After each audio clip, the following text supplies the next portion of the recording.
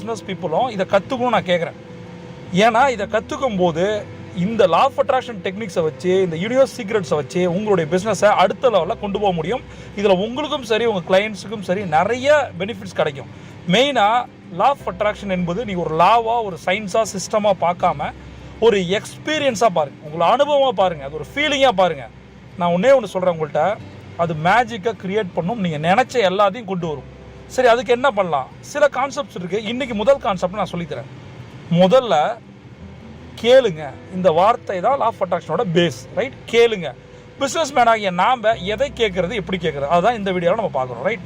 இந்த law of அட்ராக்ஷனில் முதல் concept ask அப்படின்னு சொல்லி கேளுங்க அப்படிங்கிறாங்க, ரைட்? இப்போ நான் உங்கள்கிட்ட கேட்குறேன், உங்களுக்கு என்ன வேணும்? உங்களுக்கு என்ன வேணும்?